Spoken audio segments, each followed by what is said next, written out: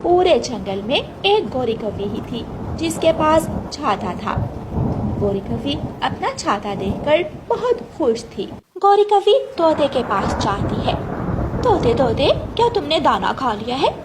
कहाँ, दाना कहाँ से खाऊंगा, मैं तो भूखा हूँ। बारिश रुकेगी तो फिर ही मैं दाना लेने जाऊंगा। कब तक भूखे रहोगे? मौसम वालों ने बताया है कि बारिश अभी 10 दिनों तक चलेगी। तुम ऐसा करो, मेरा ये छाता ले जाओ और अपना दाना ले आओ। गौरी कवि की बात सुनकर तोता बहुत खुश होता है। गौरी, तुम बहुत अच्छी हो, तुम मेरा कितना ख्याल रखती हो, लेकिन एक शर्त पर मैं अपना छाता तुम्हें दूंगी। शर्त? कौन सी शर्त? बताओ बताओ। तुम वापस आते समय मेरे लिए भी दाना लेकर आओगे। तोता थोड़ी देर चुप रहता है और फिर मान जाता है।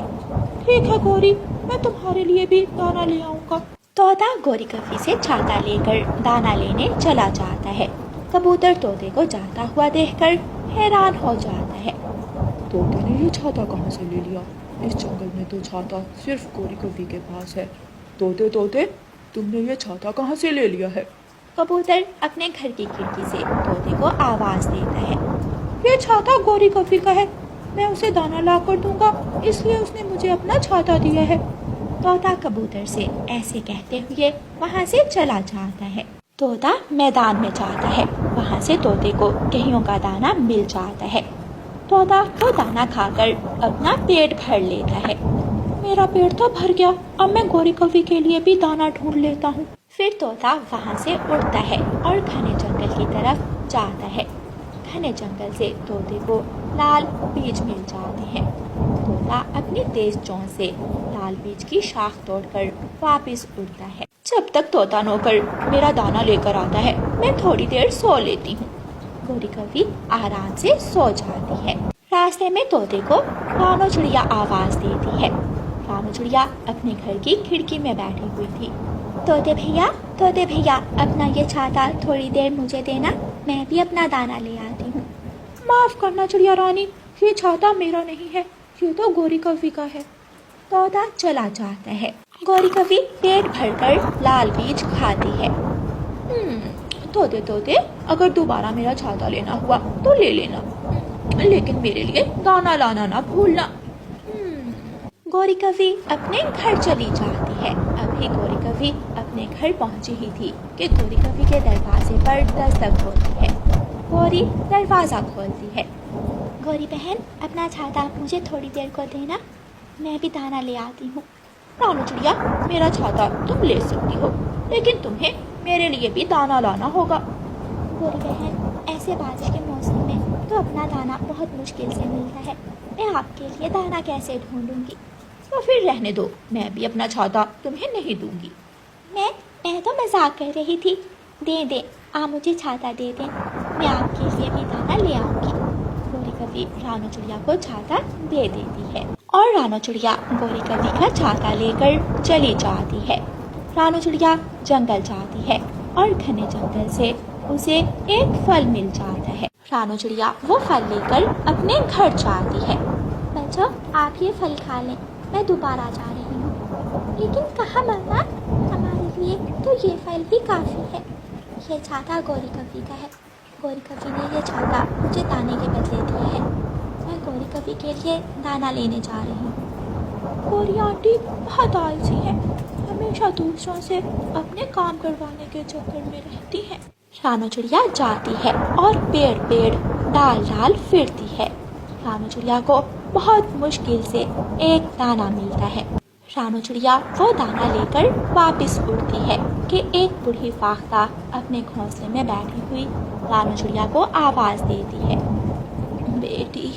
बेटी रानो, ये दाना मुझे दे दो, मैं भूखी हूँ। रानो चिड़िया उस बूढ़ी फाख्ता के पास जाती है।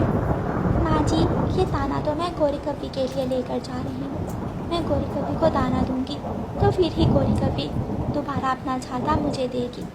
बेटी रानो, क्या आपके पास अपना छाता नहीं है? नहीं माँ जी, मेरे पास भी नहीं है और जंगल में किसी भी दूसरे पक्षी के पास छाता नहीं है। सारे पक्षी गौरी कवि से ही दाने के बदले छाता लेकर जाते हैं। बेटी, मुझे खजूर के पत्ते ला कर दो, मैं आप सबको छाते बना दूंगी। मैं जानती हूँ कि खजूर के पत्तों से छाता कैसे बनता है। माँ जी सच, अगर ऐसा हो जाए तो हम सबकी गोरी कभी से जान छूट जाए। रानू चिड़िया वो दाना बूढ़ी फाख्ता को दे देती है और गौरी कवि के लिए दोबारा दाना ढूंढती है।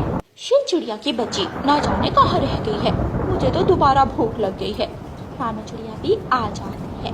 गौरी, ये रहा आपका छाता और ये रहा आपका दाना। रानो चिड़िया, अगर किसी और पक्षी को दाने के बदले छाता लेना हुआ तो उसे मेरा बता देना।